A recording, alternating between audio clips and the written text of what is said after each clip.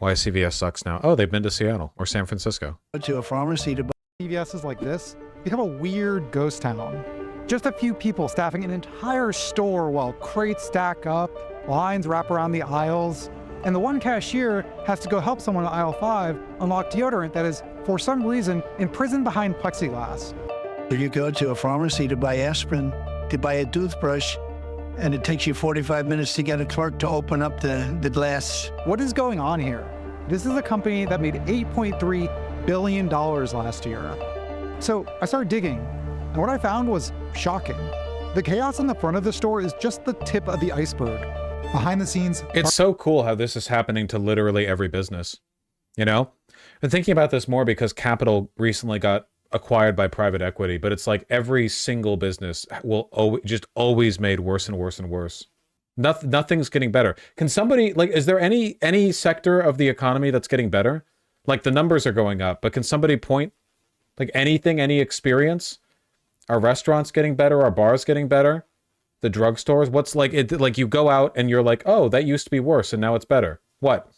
Pharmacists at CVS and local pharmacies around the country are sounding the alarm about a deliberate strategy that is putting lives at risk and threatening a key service that we all rely on to get the medication we need. Ohio issues serious sanctions against one of the country's largest pharmacy chains for endangering patient safety. In 2023, journalist Marty Schladen got a call regarding the Ohio Board of Pharmacy, the agency tasked with regulating pharmacies, including CVS. They found unsanitary conditions in the pharmacy. They found expired drugs on the shelves. They go back a week later and find that they were still there. They found instances of mislabeling of drugs. Ooh. Inspectors noted that the stores were severely understaffed. Much like what you've seen at the front of a CVS, too few pharmacists were left with an impossible workload. They found ridiculously long wait times to get prescriptions filled, sometimes as long as a month. But CVS had an excuse for all of this: the pandemic. COVID had created a... When are people going to wake up to the idea that competition doesn't... Like, the logic here would be, okay, so if every pharmacy just is shitty to go to, wouldn't somebody make a new pharmacy that's better to go to?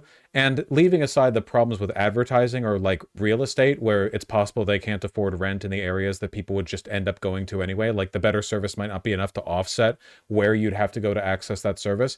Eventually, if they did well enough, they would just get purchased by the same private equity that bought CVS and Walgreens. Like, the same thing would happen. And then they would impose the same policy. This has happened over and over and over again. They just buy it and then standardize it. Labor shortage, and pharmacists were now also being tasked with giving out an unprecedented amount of vaccines. Marty, however, found a different explanation. There was testimony before the Board of Pharmacy by former employees that even when they requested extra help and it was available, word came down from district and regional managers that we have to keep our hours down. In other words, keep expenses down. Technicians, instead of filling this backlog of prescriptions, were being told to call people and make sure that they came and picked up their autofill prescriptions and did they want to come in and get a flu shot.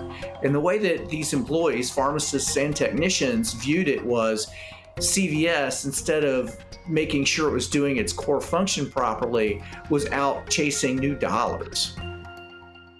Pharmacists are the last line of defense in stopping deadly or harmful medication errors. Doctors might accidentally prescribe a medication that... Apparently there's almost $2 trillion in dry powder, as in money that VCs can't find anything to invest into, and when they do, they scrape everything to get a return.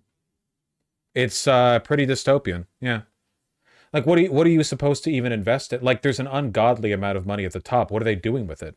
If you don't want to reinvest it in society or, like, subject it to taxation or whatever, you basically just sit in it.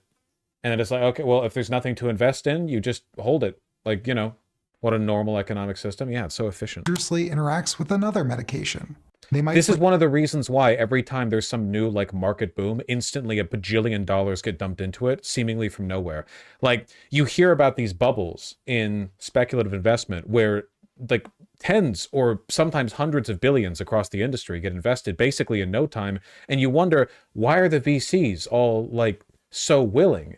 And it's because they have nothing else. Like they're all just sitting there bored with infinite money, you know? Prescribe a drug that is less effective than newer ones to treat the same condition. They might write the wrong dose. It is a pharmacist's job to prevent any of these scenarios. But here's the thing. After Marty's story got national traction, he kept hearing similar stories about CVS from all around the country. So why is it so awfully managed on purpose? Because it's not awfully managed from their perspective. From their perspective, they have infinite money, and then when something pops up, they get to use it. It's working very well for the like 5 people who benefit from it.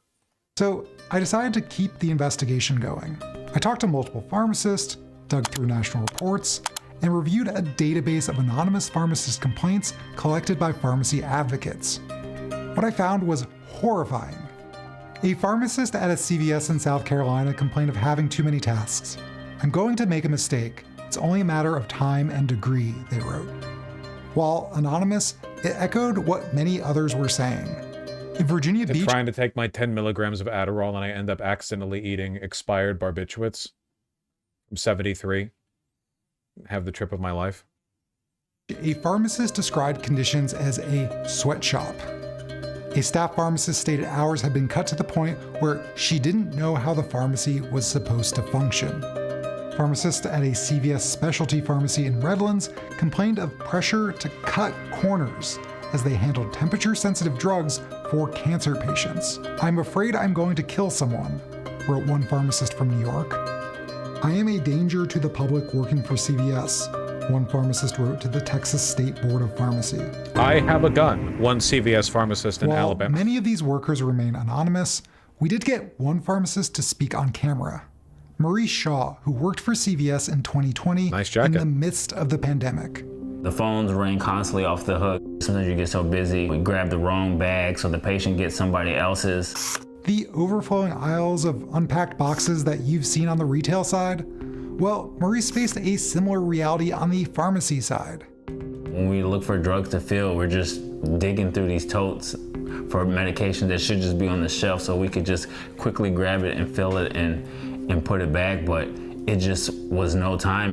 With staff pressed for time, shipments of drugs would stay unorganized, forcing customers to wait days for critical, potentially life-saving medications. Jesus, Aaron Simpson. Maurice has since left CVS, unwilling to deal with the understaffing. There wasn't a shortage of pharmacists. That's just how they scheduled. It's the budget that they put to maximize profits. I have friends that work at CVS that tell me, like, man, I have a hard time sleeping at night because I just sit up all night thinking about the mistakes that I might have made. They're concerned about losing their license. Similar problems have been reported at other chains like Walgreens, but hey, if you don't want to take a gamble on your prescriptions at a chain pharmacy, you can just go somewhere else, right? Since January 1st of this year, over 1,000 independent pharmacies have closed in the United States. That's Benjamin Jolly, an independent pharmacist from Utah. That's a humongous number. Bro, won't competition fix this? Just make a better competitor, ignoring that in literally every single industry on earth, everything is getting bought by one guy. Like every sector. Well, we'll just compete and make a better product. Okay, look at the entire economy. All the small competitors are closing or getting bought out.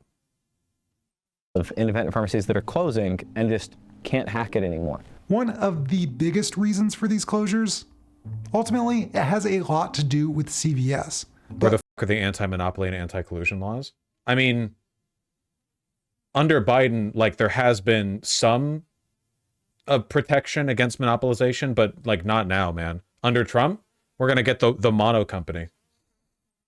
In a more covert way.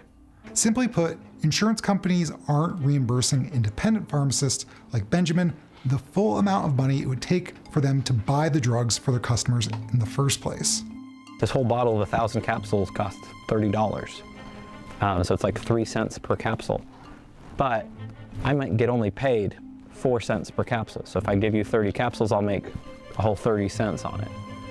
That's not enough to fund the staff. That's not enough to fund the lights, the rent, whatever. This creates a bizarre world where attracting more paying customers actually loses pharmacies money. And for many of these pharmacies, the result is closure.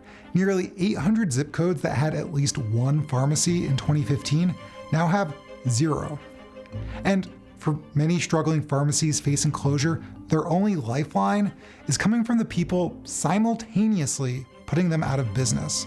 Small pharmacies were suffering from low reimbursement. Sorry, I'm not commenting very much on this. It's just genuinely interesting and also like pretty apocalyptic. Reimbursements would get letters from the real estate arm of CVS Corporation, CVS Health, saying, we know reimbursements are low, we know business conditions are hard. Have you thought about selling your business to us? Cool. In the business, they call it buy and close. They'd buy my pharmacy, they'd close it, and they'd take the prescriptions I had and move it to the nearest CVS pharmacy. It seemingly added to the problem with understaffing and underservice of patients in its existing pharmacies.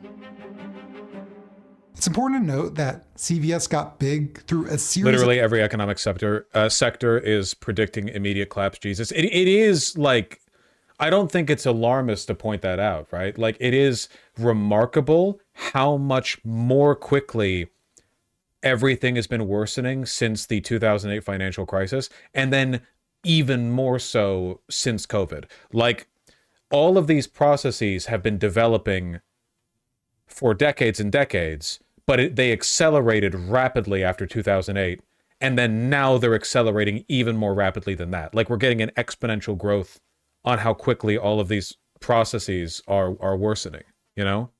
of acquisitions, and not due to its quality of service. In addition to pharmacies, CVS bought out Aetna, a popular health insurance provider. In 2023, CVS paid $10 billion for a chain of doctors' offices. Some claim CVS's goal is to be the Amazon of healthcare. But here's the real grift. Those companies that are underpaying pharmacists through low reimbursements, they're called PBMs. I'll keep it very brief. We did a whole video about them. Basically, your insurance hires them to handle prescription drug payments. And what do you know? CVS owns one of the largest PBMs in the country, Caremark. So let's unpack that for a second. This is Antonio Chacha, the former head of the Ohio Pharmacist Association and an advocate for drug pricing reform. One of the largest companies in America gets to tell the patient where they can and can't get their medicines filled. They get to set the co-pays from one pharmacy or one drug to another. They also get to arbitrarily set the rates of reimbursements for the pharmacies. With its massive market power, CVS is able to shepherd the most profitable prescriptions away from any non-CVS pharmacy and into their own stores. When I submit a claim for someone's insurance, and I'll bill it to the CVS Caremark. A lot of independent pharmacies can't survive anymore, not because they get bought out, but because the insurance just doesn't reimburse them as much as they do CVS or Walgreens or whatever. Yeah, it's just like a reminder that the entire sector is designed in such a way as to prevent competition from being able to form. Like there's no way to innovate your way out of it because it's not just one industry. It's an entire like multi-tiered set of industries that all interlock in a way that enforce monopolization. You can't like outsmart it. You could have a better product. It wouldn't make a difference. They'll say, oh, sorry, this prescription can't be filled at Jolly's. It has to go to CVS Pharmacy. And that has grown substantially over time. This is a medicine called Atraverine. It's a medicine for HIV. But don't worry, guys, okay? Donald Trump just said he'll make Canada America's 51st state, all right? It's based, and we're so back, and everything's going to get better. But if they have insurance through an employer, their insurance may say, you have to get Atraverine through the mail order. This anti-competitive practice, where a CVS-owned PBM forces customers to use a CVS-owned pharmacy, is not unique. It's employed by United Healthcare, which owns Optum Rx, and Cigna, which owns Express Scripts, two major PBMs.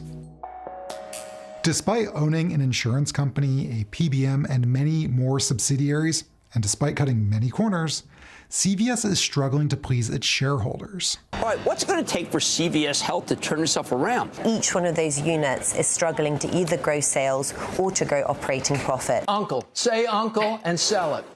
As a result, CVS has been shuttering its own stores. So after years of putting independent pharmacies out of business, they're leaving fresh, new pharmacy deserts where it doesn't make sense for their bottom line. And wherever CVS is and this is and I, not to be like annoying, but this is literally like Marx Capital 101, you know, tendency of the rate of profit to fall. The contradictions of capitalism are written into its logic. Like this is it's that the difference, or one of the main differences between rampant accumulation under mercantilism and capitalism, is that it makes sense under mercantilism.